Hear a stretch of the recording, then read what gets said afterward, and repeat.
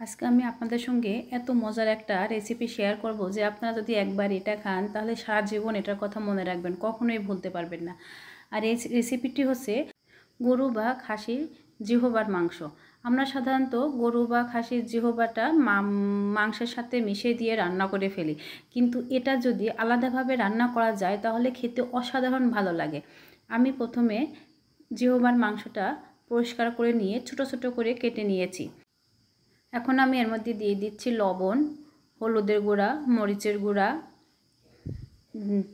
সামান্য গরম মশলার গুঁড়া, এরপর দিয়ে দিলাম 2 চামচ চাউলের গুঁড়া আর একটু তেল দিয়ে এটা খুব ভালো করে মাখিয়ে নেব।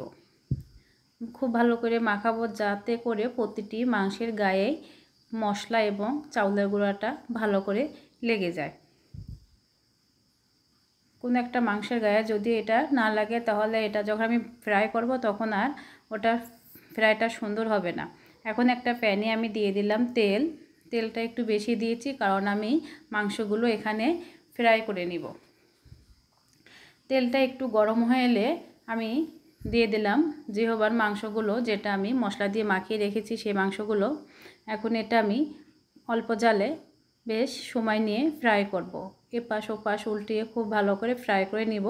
আবার যেন ফ্রাই করতে যা পুড়ে না যায় সেদিকে লক্ষ্য রাখতে হবে। জিহবার মাংস সাধারণত আমরা গরুর মাংসের সাথে মিশে রান্না করে খেয়ে ফেলি, কিন্তু আমি এটা মাঝে মাঝে এভাবে রান্না করি। আমার হাজব্যান্ডের জিহবার মাংসটা খুব পছন্দ, যে কারণে আমি বিভিন্নভাবে রান্না করা ট্রাই করে দেখেছি। এইভাবে রান্না করলে সেটা অনেক বেশি টেস্টি লেগেছিল, এই জন্য এখন আমি এভাবে রান্না করি। ফ্রাই করা হয়ে গিয়েছে, এখন আমি এটা তেল থেকে উঠিয়ে নিচ্ছি। তেল থেকে উঠিয়ে নেওয়ার পরে এখন আমি এখানে প্যান থেকে কিছুটা তেল কমিয়ে নিয়েছি, কারণ তেল ভাজার জন্য তেলটা বেশি দিয়ে দিয়েছিলাম। আর এখন আমি তেলের মধ্যে দিয়ে দিলাম আলু। এটা অবশ্য অপশনাল, এটা ইচ্ছা করলে আপনারা দিতে পারেন, আবার ইচ্ছা না হলে নাও দিতে পারেন। আমি একটু আলু দিলাম, যেহেতু আবার বাচ্চারাও খাবে, বাচ্চারা আলু পছন্দ করে। যাই হোক, আলুর মধ্যে আবার দিয়ে দিলাম কিছুটা পেঁয়াজ, আলু পেঁয়াজ কিছু সময় ভেজে নিব। দিয়ে দিলাম কয়েক ফালি কাঁচামরিচ। এখন এটা কিছু সময় ভেজে নিব।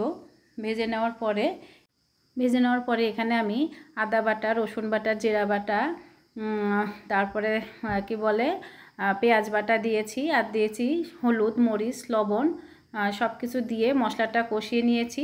এটা আমার অফ ক্যামেরা হয়ে গিয়েছিল। আর আমি কয়েক টুকরা চর্বি দিয়ে দিলাম, যেহেতু মাংসটা একটু মানে তেল ছাড়া মাংস, একটু আলাদাভাবে চর্বি দিলে এটা রান্নাটা খেতে আরও বেশি ভালো লাগবে। তো আমি চর্বিগুলো দিয়ে একটু নাড়াচাড়া করে ভেজে রাখা মাংসগুলো দিয়ে নিচ্ছি।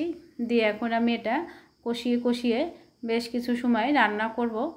ভুল করে ক্যামেরা অফ হয়ে যাওয়ার কারণে আমি মশলাগুলো আপনাদের দেখাতে পারলাম না বলে দুঃখিত। পরবর্তীতে কোনো ভিডিওতে আমি এটা আবার রান্না করে আপনাদেরকে দেখাবো। যা কষানো হয়ে গেলে এখানে আমি এখন দিয়ে দিচ্ছি পরিমাণ মতো পানি। পানিটা খুব বেশি লাগবে না, কারণ মাংসটা ভাজার সময় অনেকটা সিদ্ধ হয়ে গিয়েছে। এখন পানিটা অল্প দিলেও হবে। পানি দিয়ে এটা আমি ঢাকনা দিয়ে ঢেকে দিব। ঢেকে দিয়ে ঝোলটা কমে আসা পর্যন্ত রান্না করে নিব। এই যে আমার ঝোল কমে এসেছে, এখন এটা আমার রান্না প্রায় হয়ে এসেছে। এখন এখানে আমি দিয়ে দিব কিছুটা ভাজা জিরার গুঁড়া এবং ভাজা গরম মশলার গুঁড়া দিয়ে এটা আমি নামিয়ে নিব। আমার এই ভিডিওটি যদি ভালো লাগে তাহলে প্লিজ শেয়ার করে অন্যকে দেখার সুযোগ করে দিবেন। আর এভাবে অবশ্যই রান্না করে খাবেন। একবার যদি এভাবে আপনারা রান্না করে খান তাহলে আমি শিওর আপনারা দ্বিতীয়বার এই জিহবার মাংসটা এভাবেই রান্না